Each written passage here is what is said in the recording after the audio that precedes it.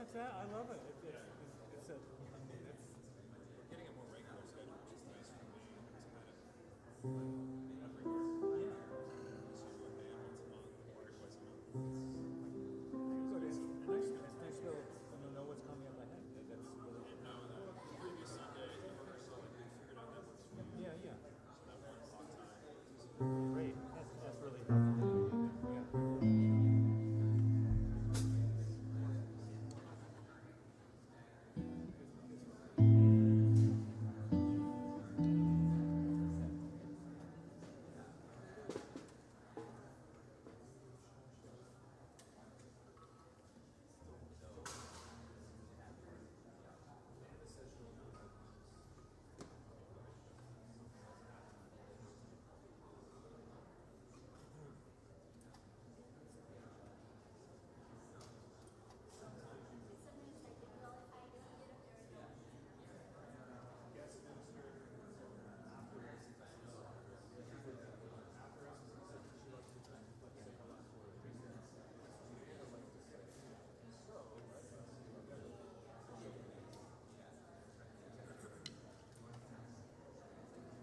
I'm learning. Everyone's.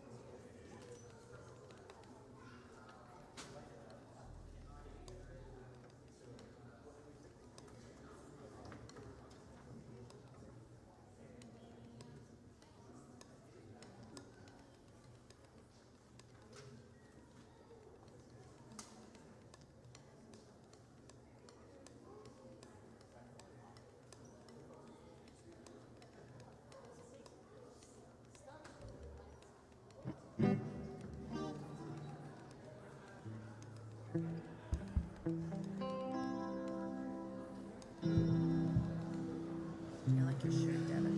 Thank you. It's like the only summer shirt I have. Yeah. Okay, okay.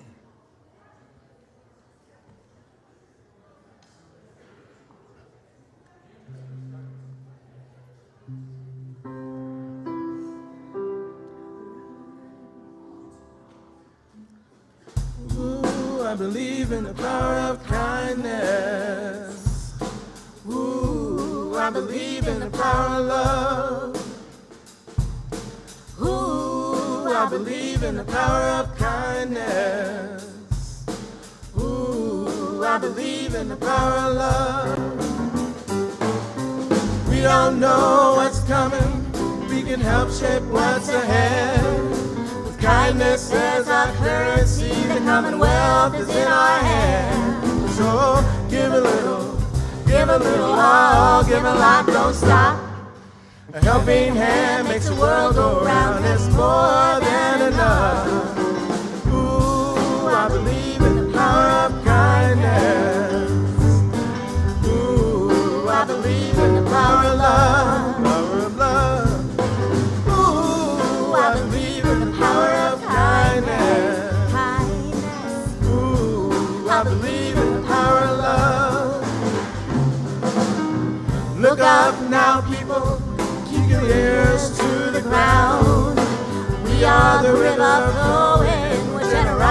charity about. So give a little, oh, give a lot, don't stop. A helping hand makes the world go round. It's more than enough. Ooh, I believe in the power of kindness. Ooh, I believe in the power of love, power of love. Ooh, I believe in the power of kindness. Ooh, I believe in the power of love. Honeybees serve sweetness, only to help the world bloom. Bring the love to the flower, from the flower to the fruit. We will learn a thing or two. So give a little, oh, give a lot, don't stop. A helping hand makes the world go round. It's more than enough. Ooh, I believe in the power of kindness. Ooh, I believe in the power of love, power of love. Ooh, I believe in the power of kindness. Ooh, I believe in the power of love. We don't know what's coming, but we can help shape what's ahead. With kindness as our currency, the commonwealth is in our hands. So give a little, oh, give a lot, don't stop. Helping hand makes the world go round. It's more than enough. Ooh, I believe in the power of kindness. Ooh, I believe in the power of love, power of love. Ooh, I believe in the power of kindness. Ooh, I believe in the power of love.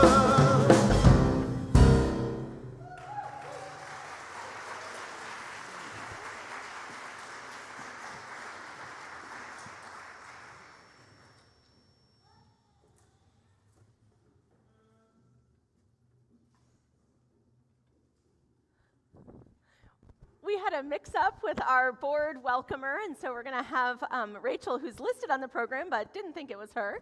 As she gets up here, however, let me just say, no, we're not at all. We're going to have Jen, who probably thought, this is weird, I'm not on the program, I guess I won't walk up right now. How bizarre, but it is Jen.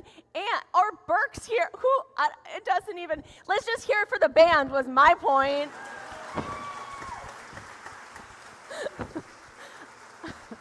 Is it Jen? Are you prepared? Is it Jen? It's Jen. Is it? Hey, how are you? Do you want to Yeah. do this? Cool. Okay.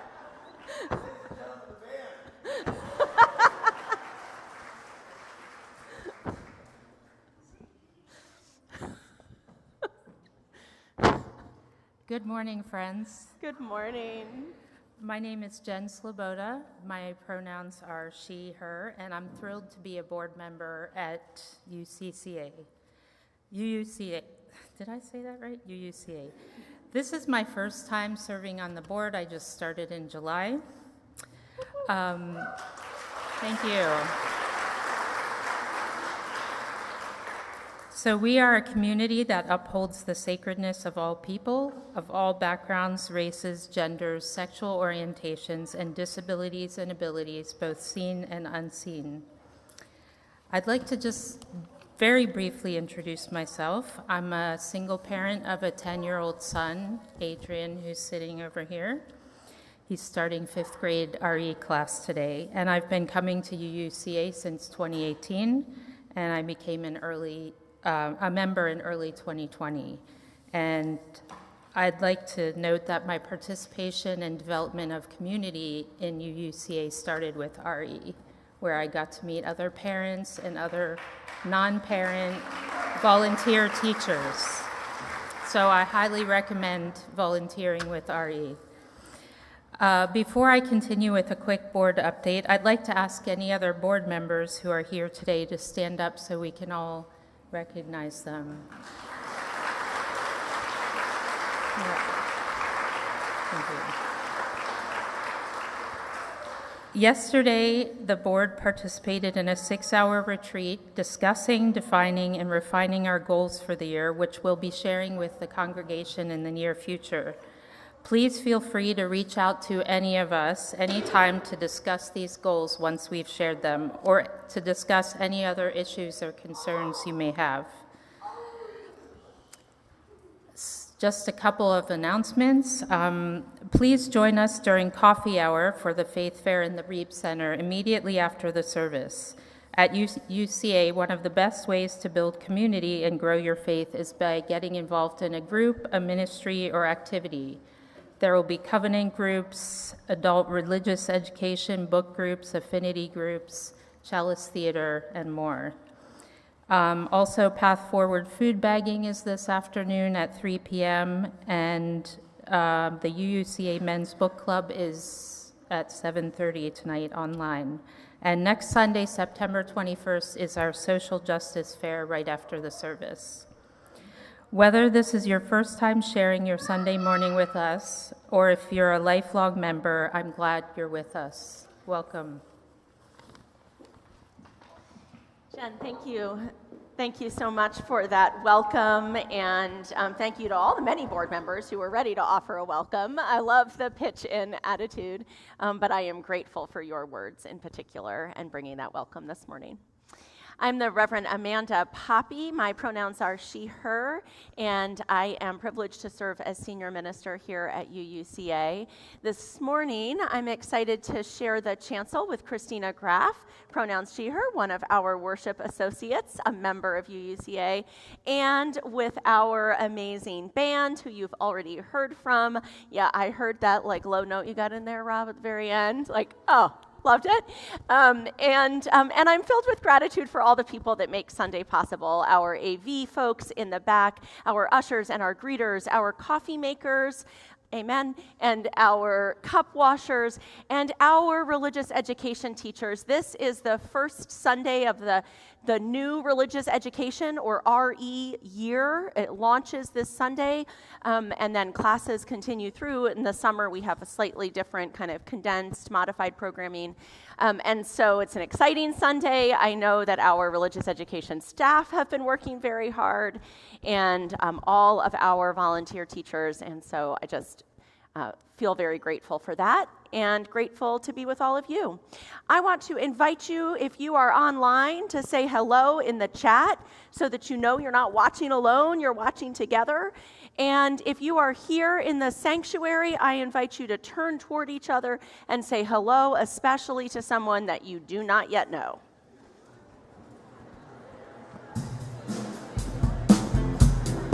Hi, good morning.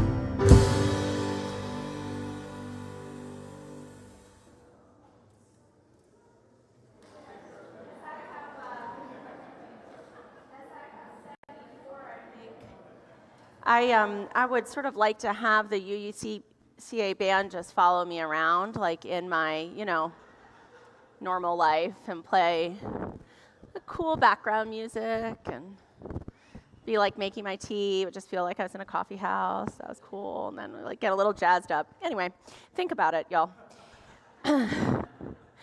Our call to worship this morning comes from Rachel Rott. Rachel Rott is a Unitarian Universalist who is in her day job in charge of special projects at UU Rise, which is the Unitarian Universalist Refugee and Immigration Services organization. Here are her words for us this morning. Welcome, you questioners, seekers of truth with a capital T, pilgrims longing for sanctuary, travelers needing harbor from the storm. Welcome those who are holding on by a thread, determined breakers of the chains of loneliness and isolation. You pushed through your fear because something told you that you deserve to belong. Welcome home. Welcome those who braid ropes again and again. You've been there for our siblings who were just hanging on. You gave them a hand into community and told them they could rest here. Welcome, you who seek spiritual and religious community for your children and grandchildren. You entrust your young people here, and we as a community commit to nurture and respect them. Welcome, children and youth. You give us the gift of your wisdom, your joy, your curiosity, and your trust that we will hold all of it safe. Welcome. Welcome home. How do we make this tender place wider? How do we stretch into a bolder welcome, a radical generosity of the heart? Can we imagine ourselves the stewards and ushers, not only into this space, but into our circle of belonging? Can we commit and recommit to being accountable to one another as an anti-racist, anti-oppressive community that centers marginalized voices, that listens to those voices, especially when what they are saying is hard to hear? Can we be willing to change? When we break our agreements with one another, can we offer amends? Can we be humble and generous? There is grace enough here. There is in this place the possibility of healing, of repair, of making things right within ourselves, between us, and with the wider world. There is in this place possibility. Welcome home.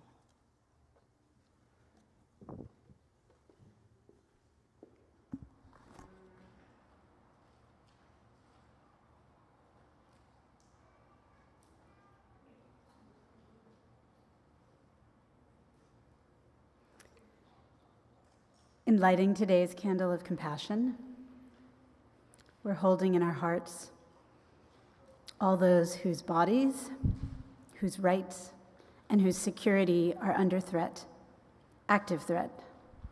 We're thinking especially of our friends and our neighbors, the people we know and the people we don't know, who can't feel safe going to work, who can't feel safe walking their children to school.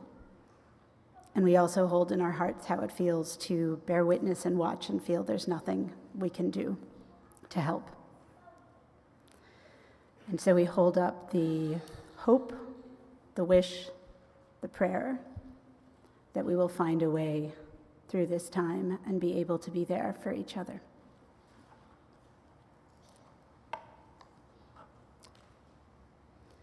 And now as we light our chalice, please join me in reading the words printed in your order of service. We gather together as a community of memory and hope to celebrate life and its infinite possibilities for love. We light this chalice as a symbol of the light within every human heart. May our individual sparks meet and merge, bringing both light and warmth to the world. I invite you now to rise in body or in spirit and join in singing our opening hymn, Gather the Spirit. It's in your gray hymnal, and I didn't pick up a program, so I don't know the number, but I think it's 345. 347. It's 347.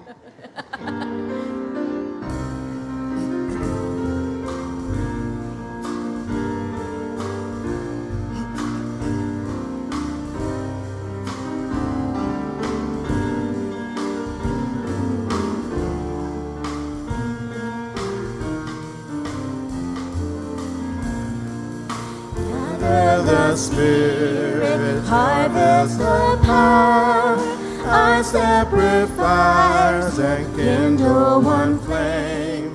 Witness the mystery of this hour. The light appears all the same. Gather in peace, gather in thanks, gather in sympathy now and then. Gather in hope, compassion and strength. Gather to celebrate once again. Gather in spirit of heart and mind. Seeds o'er the soul in our laden store. Nurtured in love and conscience refined.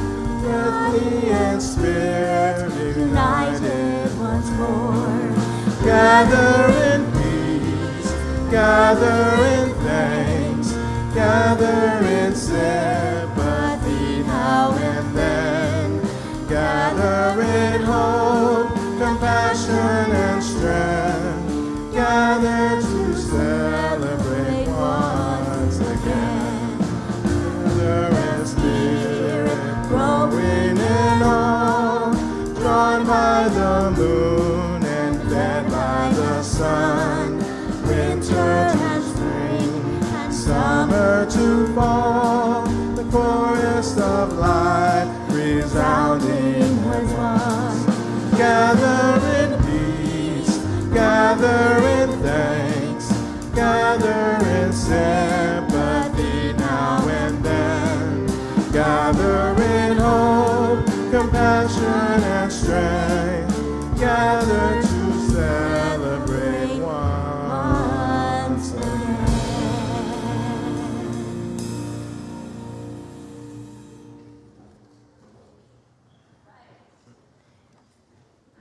Well, I would like to invite forward the smaller, younger people who are with us. And we're trying something new today with a rug to help you sort of know where to sit and to have where you sit feel comfortable to sit on also. A little bit warmer than the cold floor. So let's see how we go. Oh, and look how beautifully it matches these flowers that Ramsey made. My goodness. So I want to invite you to have a seat. Phenomenal modeling. Just perfect. Come on over and have a seat and join me if you would like to, as I have a story to tell. And I'm hoping that you might be able, some of you, if you want to help me tell this story just a little bit. So, many years ago, in the land of Transylvania, which is very far away from here, in Europe, but has a long historic connection to Unitarianism, just like this church. Many years ago, in the land of Transylvania, in a mountain valley watered by quick rushing streams. What does a rushing stream sound like, do you think? Oh, thanks.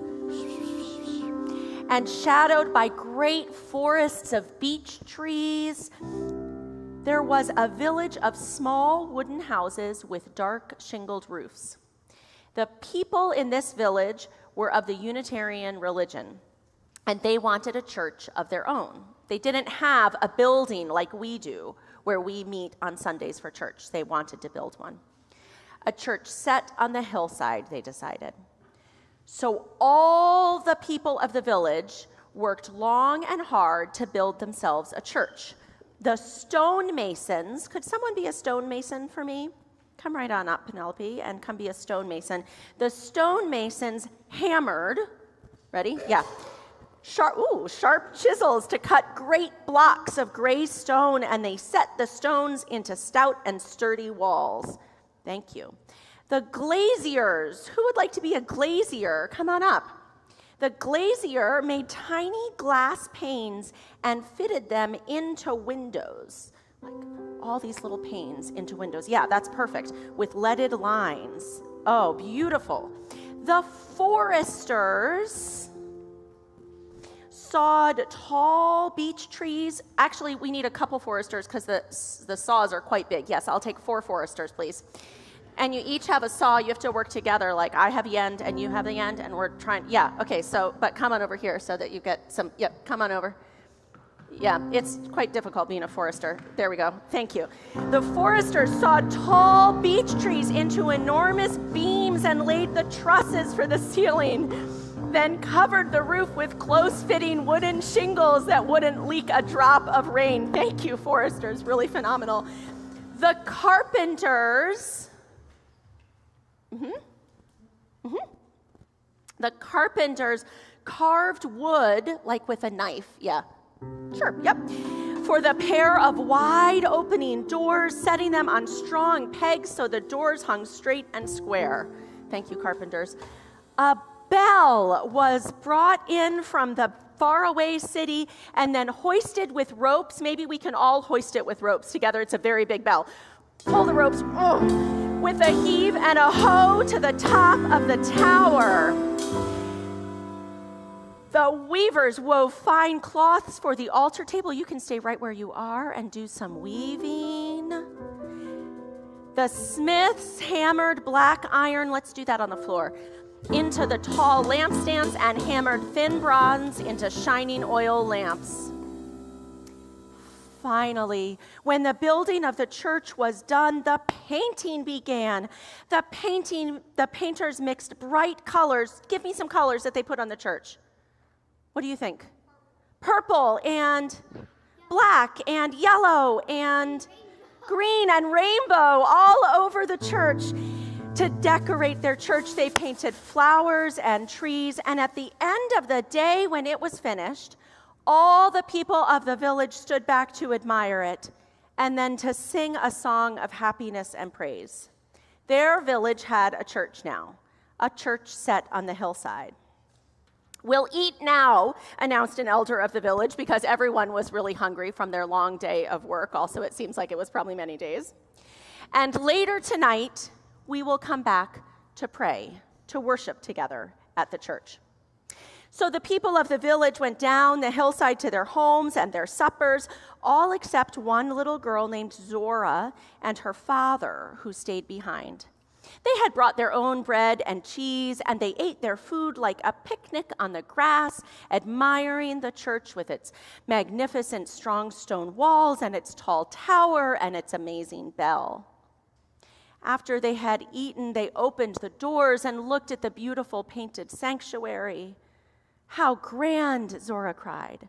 "Yes," her father said, "it is." "But Father," she said, "we have not finished. There are tall iron lampstands all along the walls, but there are no lamps. The church will be dark when the people come back."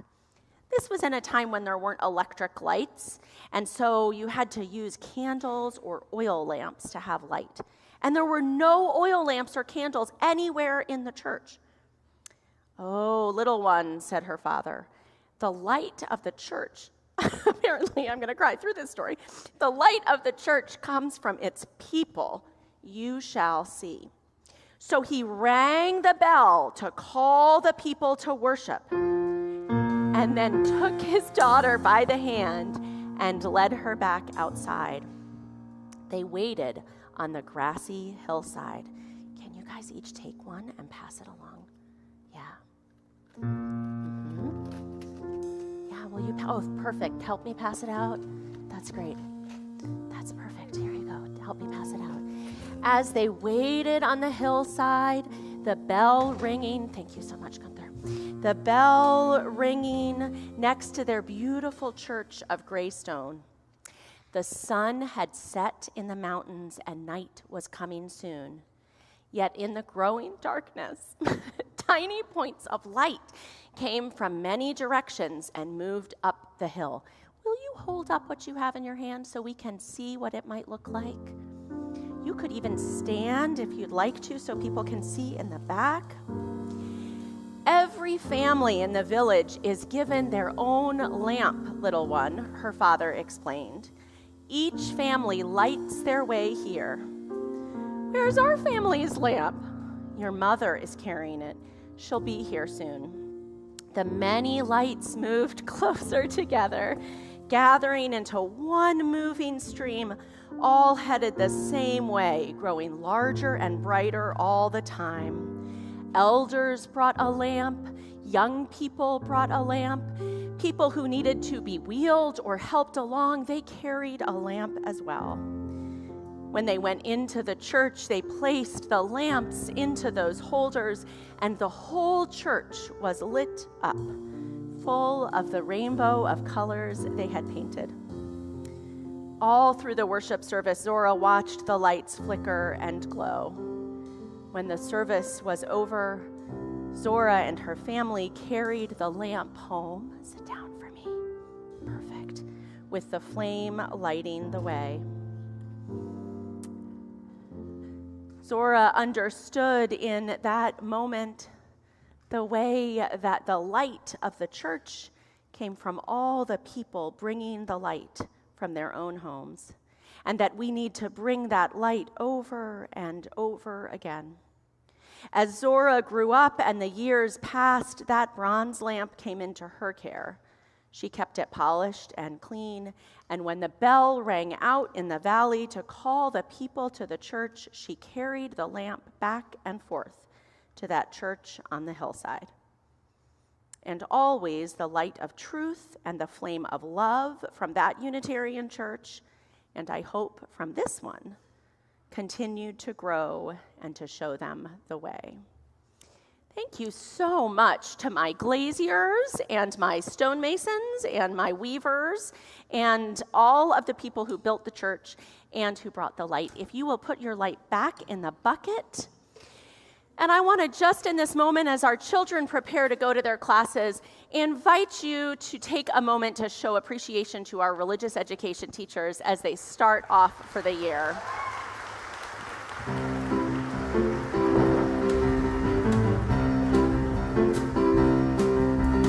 Peace to you on your way. May you grow in love each day.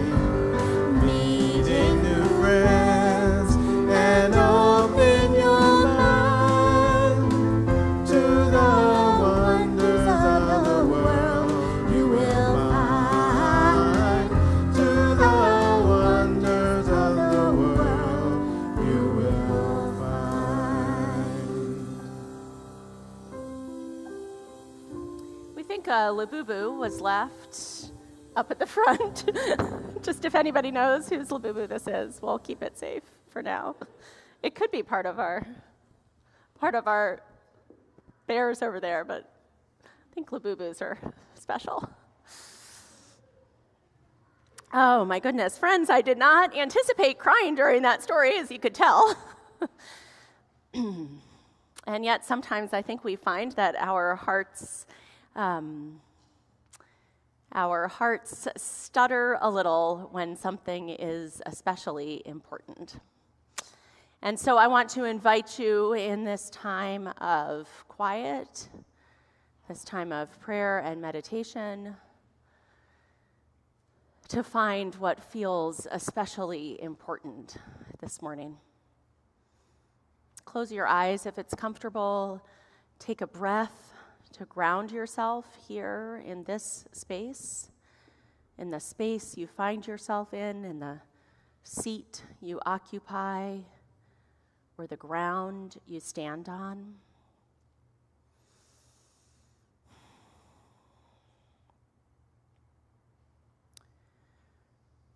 And give your heart just a moment to feel what needs to be felt this morning. to open up to whatever is perhaps inconvenient,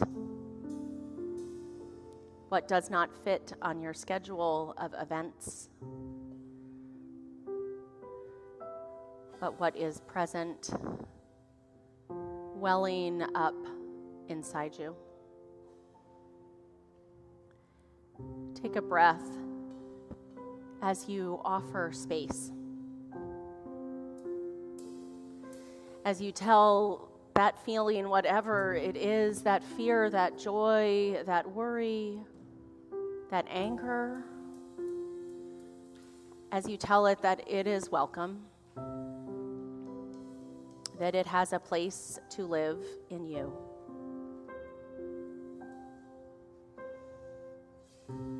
That you will tend to it and care for it instead of pushing it away. That you will breathe through and around it and wrap it as best you can in your love. May we, in this moment, feel connected by that love, by the love that offers space for everything else, and the love that helps us bear it and hold it. May it be so. Amen.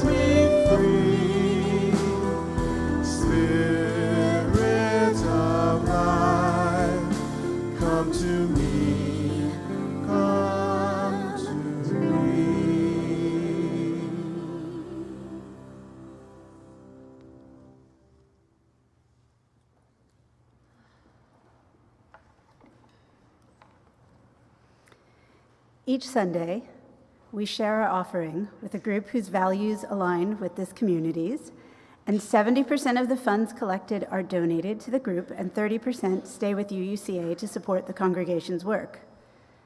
This month, we are supporting a group of our own. We're sharing our offering with UUCA's RE program, officially kicking off for the year today. And this offering is particularly supporting social justice projects that will offer children, youth, and their parents and the adults opportunities to experience faith in action. There are many ways to give. Please see your order of service for how to contribute.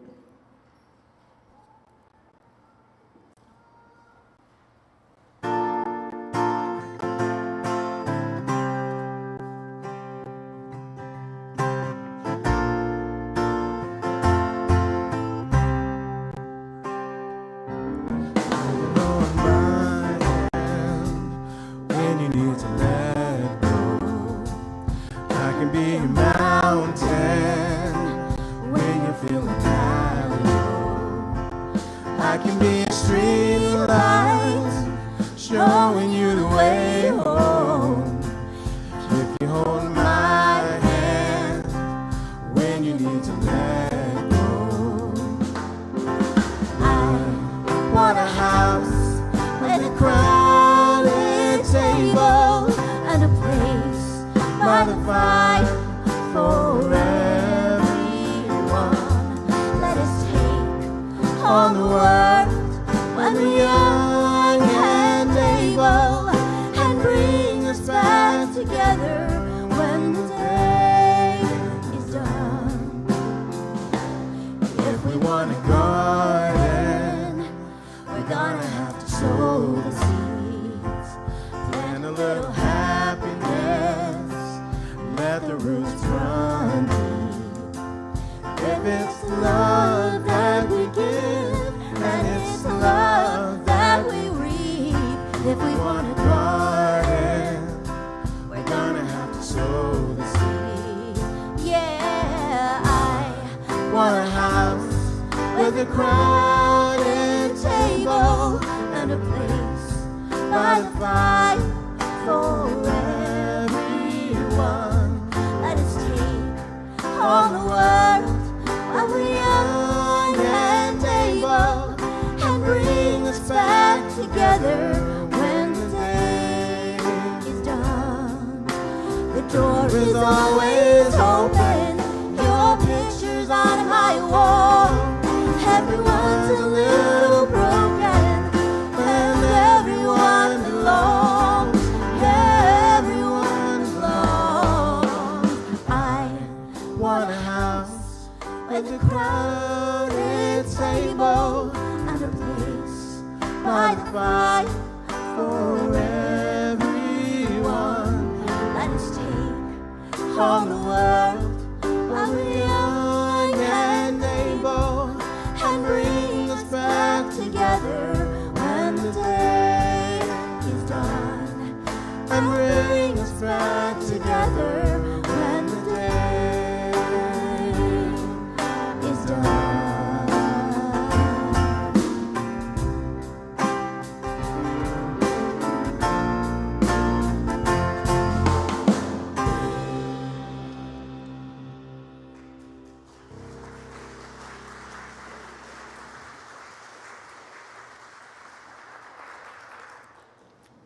Now I'll invite the ushers to come forward to bless the offering, please.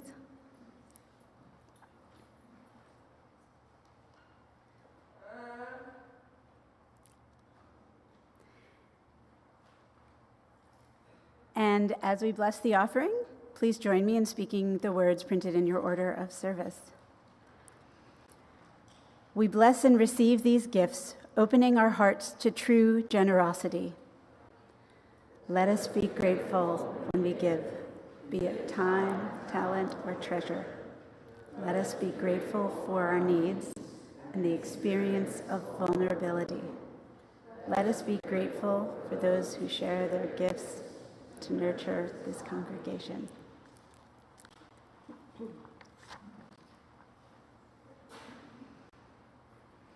So in thinking about today's service, I've been reflecting on times that I was invited to expand my participation in different UU congregations I've joined as I've moved around.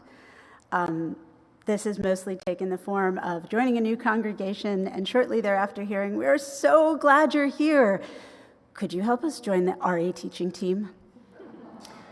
And I have kids, they've grown up in UU churches, so that always made a lot of sense. And one of the things I've learned along the way is that when I've heard this question, as I showed up to drop off my kids at RE and then was invited to join the teaching team. Honestly, my knee-jerk reaction was no, because I first went to a UU church, honestly, to meet my own needs and the needs of my family. And I felt overstretched, I felt maxed out, and so my heart said no. But I also recognized that I was joining a community, and the people who were asking me to be part of the community as a contributor and not just as a receiver were also members of the community. They were volunteering their time, and they were providing critical service and support to my kids, to my family, to me.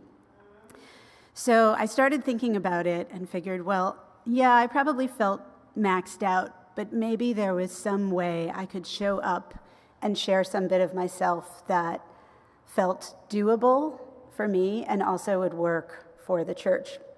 So when my kids were little, the solution I came up with was, yeah, I'd love to join the teaching team if I can teach my kids' classes, because I didn't see them much during the week, so this way I got time with them.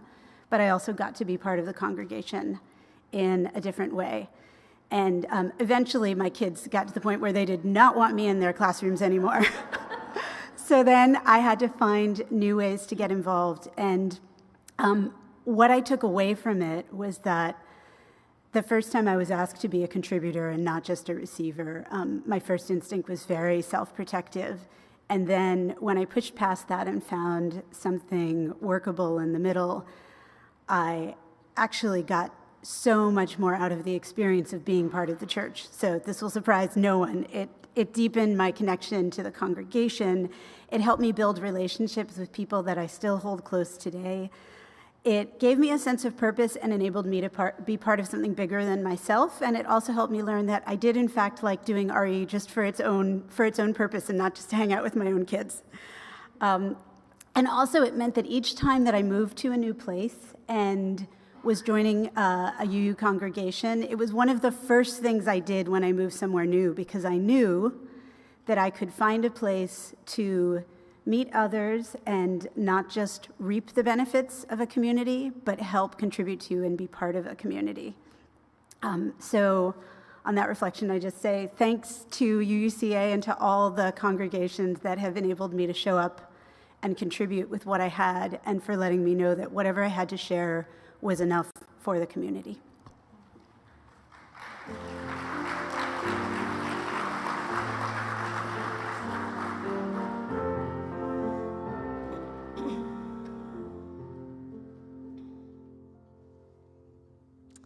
Christina, thank you so much for sharing that.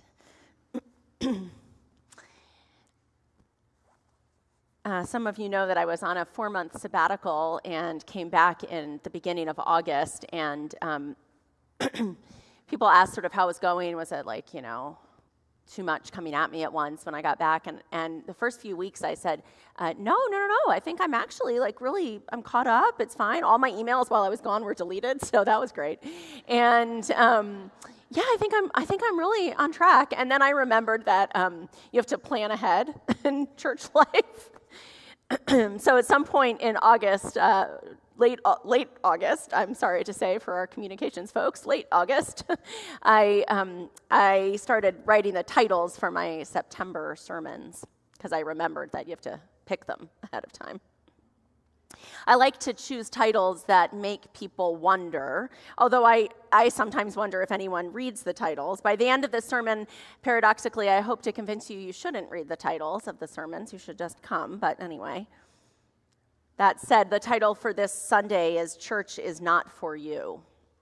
And I imagined maybe that some people might think I was arguing that you wouldn't like it here, which seems sort of like an awkward sermon message. Or that this church wasn't for everyone, which is true, but is a different and very complex sermon message. But what I really want to talk about today is ownership, about who the church belongs to fundamentally. UUCA has done actually some really beautiful work on this. Before my time, before I got here in 2020, there were a period of really difficult years in the church's history. with a senior minister who brought both gifts and broke trust. And part of the work that the church did around that was the realization that any single minister wasn't the church, that the people made up the church. This congregation even developed a mantra of sorts. We are the church. That was powerful and healing. And when I started in 2020, they shared that with me. You all shared that with me, right? We are the church, this realization and understanding of who made up the congregation. And I loved that clarity, especially in a progressive religious faith like ours, that it is the people who make up the congregation, who shape the vision of the congregation, who bring the lamps to light the sanctuary, right? Who literally make the decisions through the governance structure and as board members and at annual meetings, and who carry the church most deeply in their hearts. In Unitarian Universalist ministry circles, in fact, we ministers are careful to use language like, this is the church that I serve, instead of, this is my church. Because it's not my church, it's your church. And one of the reasons that I think that is so important is that part of what we are doing at church or in any congregation, right? Part of what we are doing is building our capacity for engagement, civic engagement. We are creating a culture of citizenship. At that board retreat yesterday, I appreciated, Jen, that you named it was a 6-hour board retreat. It's like, yep, that's right. Yeah, it was a long time. At that board retreat yesterday, the board talked about how we create that culture of citizenship, kind of similar to what Christina was talking about just now. Both the idea of contributing as we are able, and I want to give a caveat that sometimes we are not able, and that is okay, right? There are moments in our lives when we have, 4 children under the age of 6, or an elderly parent who lives with us and is in our care, or a health crisis ourselves. And at that time, I want you to hear really clearly, it is okay to come to church and just receive. So everything else that you hear today, I want you to hold on to that. And all the other things are true, right? They're both true.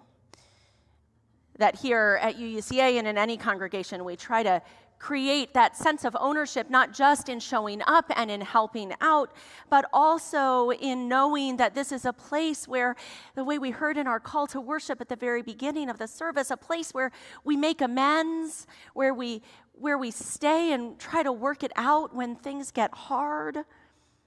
A place where we don't just say, one of the examples at the board retreat yesterday was like a rock gym, right? Where you pay your money and you climb, and if you really don't like the rock gym, if something, goes differently, then you choose a different rock gym, right? You just don't pay that rock gym anymore. You go and choose a different rock gym.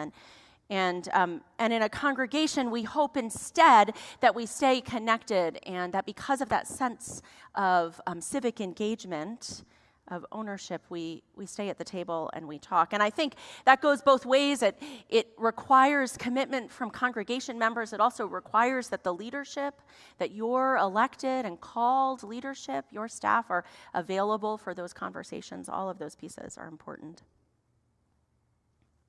So I was thinking a little bit about what that looks like at UUCA right now, some of the places where I see that growing and building, and places where it has been strong for many years. I think about all of those who take their time to teach and to lead covenant groups. I think about a new team we're creating, I Can Help team. You'll see, I think, information in your order of service about that for folks who want to be able to offer rides or casseroles or just visits, especially for some of our folks who aren't able to come to church these days. I hope that if you're interested in that, you'll reach out to Rev CTC, our Minister of Social Justice and Community Development. I think about that with pledging, with our financial gifts to the congregation, the ways that we give monthly and yearly to sustain the congregation, often knowing that what we give goes to programs that we don't participate in, right? We don't need to have a child to know that part of our gift goes to support children in the congregation, and that's a source of joy because that's what we're here for at church together. Now, it seems easy enough, I think, or at least simple, if not easy, right? But I do think it can get tricky for us in congregational life.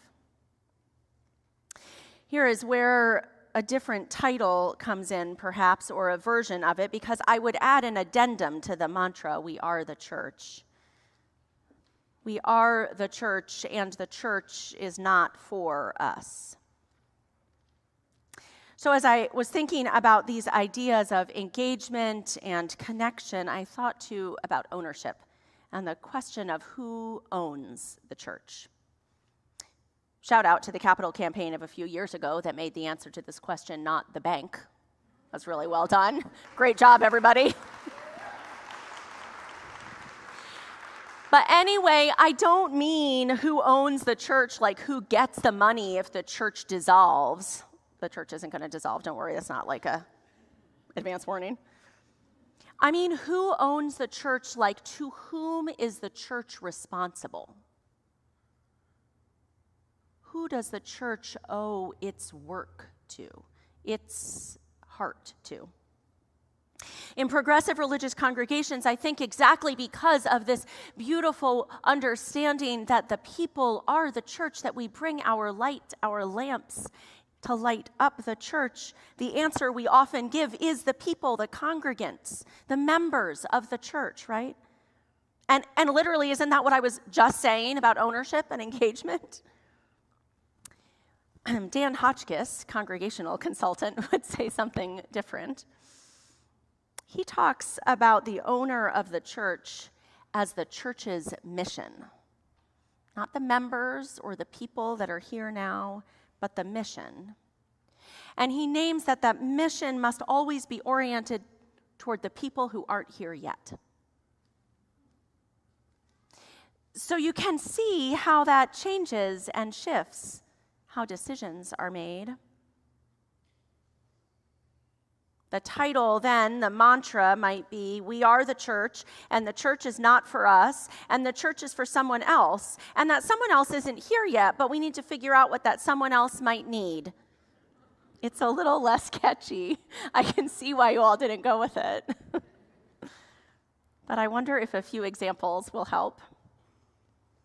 When I was a young adult and a member of a congregation, I was part of a growing young adult group that was becoming kind of increasingly vibrant. We had monthly potlucks, and then we'd add on hikes for the people that hiked, or, restaurants for the people that didn't. And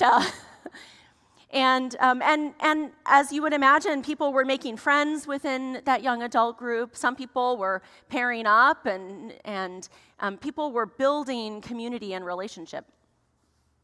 And I was, too. I was building that community. It was in my very early 20s, right after college. And at some point, early in that first year, a few friends and I realized that at our monthly potlucks, at these young adult monthly potlucks, we spent most of the time talking to the same people, because those were the people that we had really built relationships with, right? Those were the friends we were making at church, and those friendships were really important to us. We were all right out of college. We had all left cities to come to Washington, D.C. We didn't know anybody else. We needed those deep bonds that we were building. And we realized that wasn't the point of being at the young adult monthly potluck, right? And so we created what we called the PWPLs, the people we particularly like, and we made sure that we got together with our friends during our time, and other people had other friends. I don't mean to say like we were the cool kids. We were not the cool kids. Other people had other friendship groups, and all of us remembered that when we were at the young adult potluck, we were there for the person who'd never been there before, the person who had walked in for the very first time and didn't have any people they particularly liked in the group because they didn't know us yet. And we made sure to separate our time in that way. And it was hard. It's hard to go somewhere and not just want to talk to your friends. That's why they're your friends. You like them. But we found a way, imperfectly, to create something different.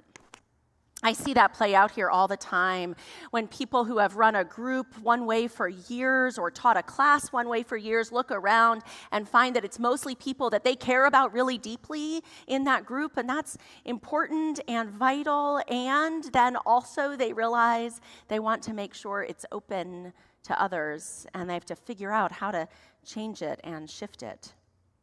And sometimes we start entirely new groups based on just articulated needs or even guessed at needs of the people who are coming through the door. You can imagine on staff, sometimes we say, wait, seems like there's a lot of babies here right now. Do we need to have a group for people with babies? Let's make a babies group. Quick.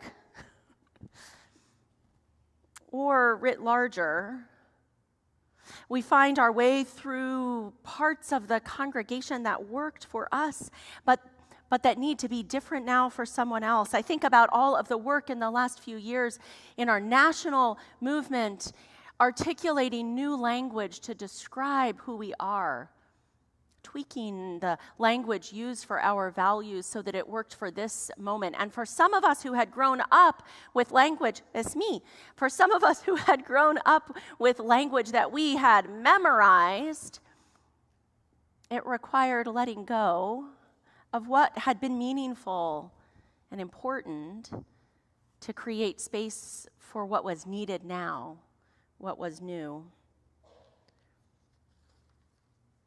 And we find now, perhaps I do, that new language just trips off the tongue. Love is at the center. Easy way to explain who we are. But it takes a while to get there. I think this relates as well to what our worship looks like.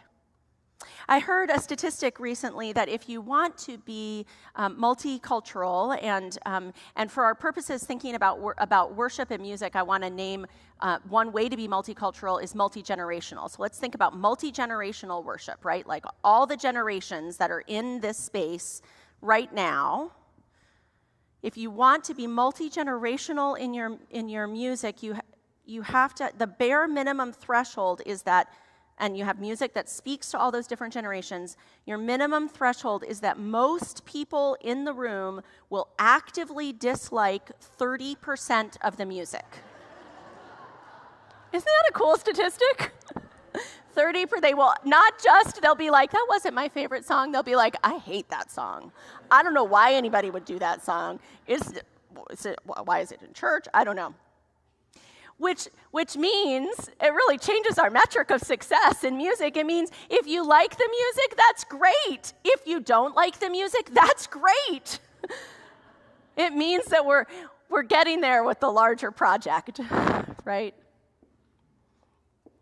I have a friend who serves a congregation in the Midwest who has a congregant who is a greeter, like many of you. And her congregant almost never misses a Sunday greeting. You know, most of our greeters, they might sign up for 2 Sundays a month, 1 Sunday a month, maybe more than that, but there's some flexibility.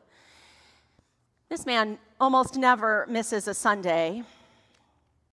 And when he asks why he comes every single Sunday, it's not the sermon title. Remember, I'd tell you.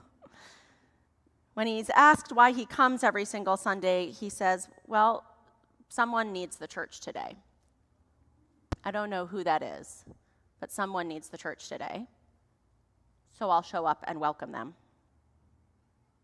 The deeper story is that the church was important to him when his wife died very early. When he showed up at church, not sure what he would receive, not sure what it is he really needed, and someone welcomed him, unaware of what was happening in his life. And every Sunday, someone welcomed him until he made it through that period.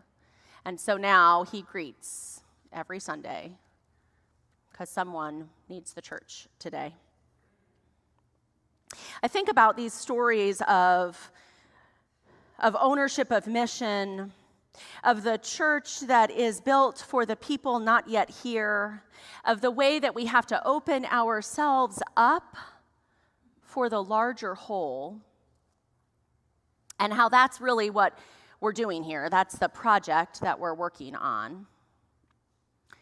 Back in January, I gave a sermon about finding friends at church, and after talking about sort of how you find friends and how important that is, you know, being part of a church community, you need to have friends, you need to have these deep relationships.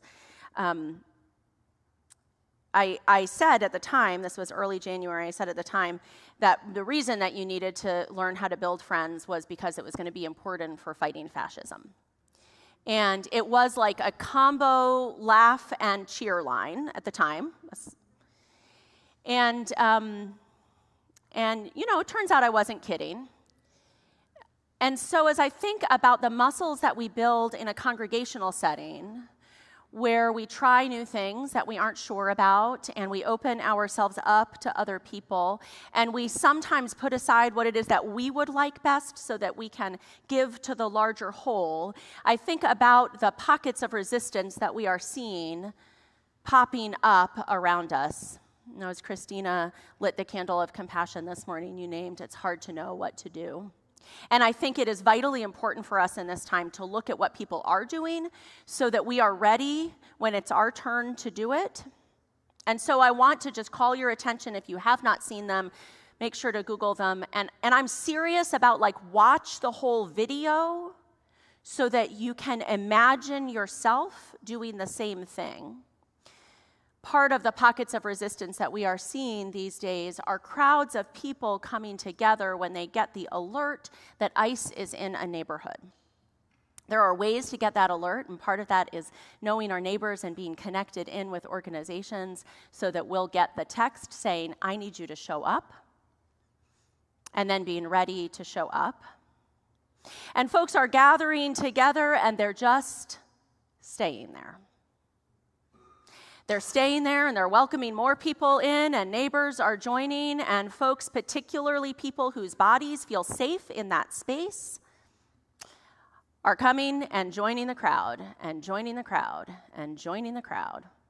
And people are singing, or they're chanting, or they're shouting words of support to people who are at risk of being detained in that moment. It's happened here in Washington, D.C. You can see a video of that happening in the Adams Morgan neighborhood just a few weeks ago. This last week it happened in Rochester, New York, as folks who were working on the roof were surrounded by ICE, and ICE planned to wait them out, have to come off the roof sometime, except that people started to gather. People from 3 Unitarian Universalist congregations were among the many, many folks who gathered that day. That's the muscle that we build when we make a friend, and when we open up the friendship group, and when we change things to let folks in. Those are the muscles we're building. And when I say that they matter, like, I mean they matter to save people's lives, right? They matter. And they matter to save our lives. Because we know that the individualistic society was never going to work for anybody. Seemed like it might work for a few people, but the truth is, no. Instead, there is a society of mutual care, of openness and change, of connection that is possible. And that, apparently, along with music that 30% of us hate, is the larger project of this church. I invite you now to join in singing, I hope, music you don't hate, but if you do, that's great. The lyrics are in your order of service, is that right? No. Oh, no. No, it's hymn 1017. Good grief. Thanks, Christina. Takes a Village. 1017 in your teal hymnal, Building a New Way.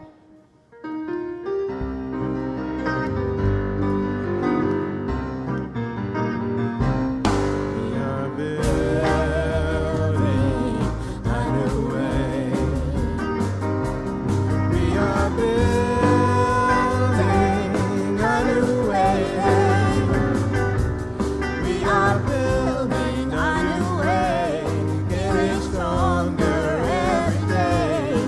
We are building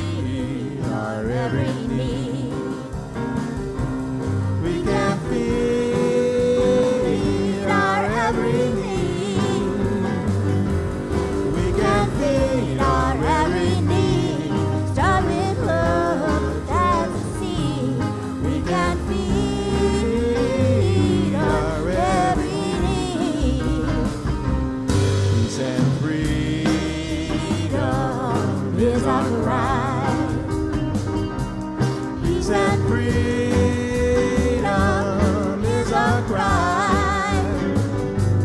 Peace and freedom is our cry. Without these, our world will die. Peace and freedom is our cry.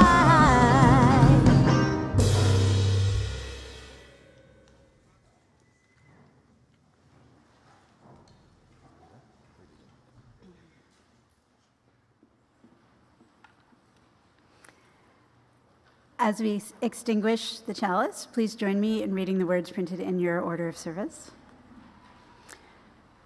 We extinguish this chalice, but not the light and warmth it represents. These we carry with us, bringing our sparks of love to the world.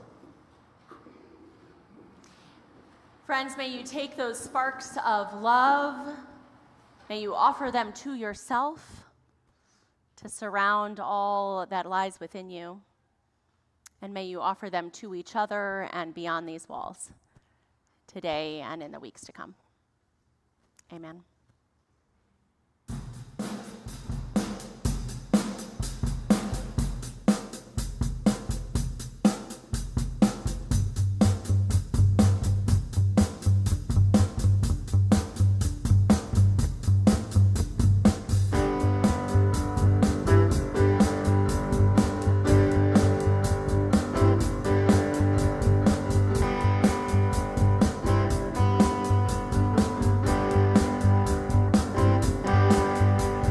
Sometimes I'm right and I can be wrong. My own beliefs are in my song. The butcher, the baker, the drummer, and then makes no difference what group I'm in. I am everyday people, yeah, yeah. There is the blue one that can't accept the green one, for living with the fat one that's trying to be the skinny one. Different strokes for different folks, and so on and so on, and Scooby-Doo-Doo. Ooh, sunshine. We got to live together.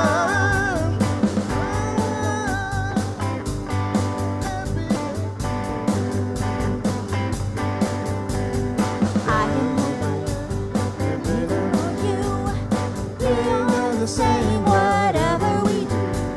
You love me, you leave me, you hate me, and then you can't figure out the bag I'm in. I am everyday people, yeah, yeah. There is a long hair that doesn't like the short, where for me is such a rich one that will not have the poor one. Different strokes for different folks, and so on and so on, and Scooby-Doo-Doo. Ooh, sunshine. We got to live together.